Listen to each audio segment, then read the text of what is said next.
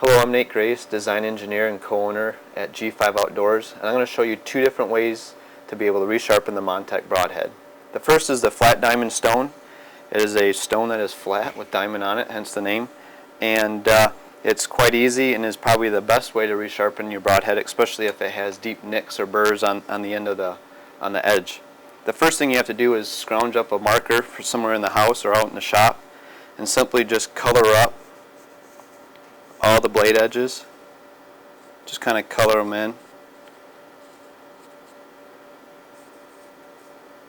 Just like that. And the whole purpose of coloring in with the marker is just to give you a visual indicator of the material that you've removed. So now that I have that all markered up, I'm going to lay it on the flat diamond stone, and now there's some debate on what direction you go. And really it doesn't matter.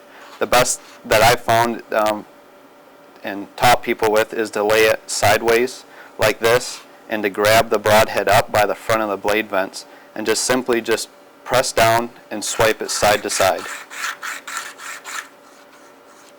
And you're going to rotate it and make sure that you removed all that marker along that cutting edge. And once you've done that, you can rotate it and do the same thing.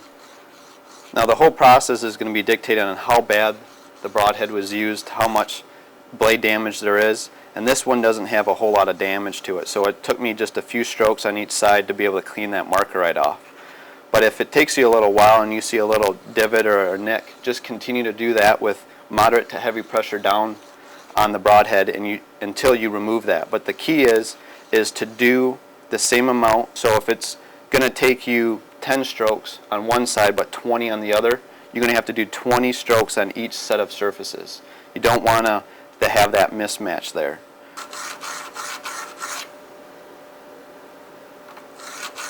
Then an alternative method that we offer is using our Sportsman sharpener. It's like a black stick with two shiny pieces of carbide that are set up in a V. Now, this style of resharpening is mainly to not take off nicks and burrs where you actually have to remove metal and re-establish an edge on there. So we're going to grab the stick in your left hand if you're right-handed, and the broadhead I just like to screw onto an arrow like this and drop the back of the broadhead edge into the V, and with very light pressure down just pull it back.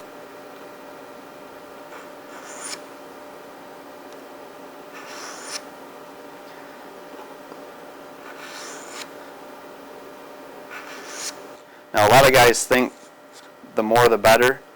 In a lot of cases that's true, but in this it's not. The result of putting too much pressure in is actually having that broadhead jump or skip along the carbide as you draw it backwards, and you'll create a lot of nicks and burrs. It's almost like a micro serration, and you can have a lot of problems, not only damaging the broadhead but also the carbide as well. So you want to use very little downward pressure when you use this tool. And those are two, definitely not the only two ways, but two of the ways that we recommend here at G5 are resharpening the Montec.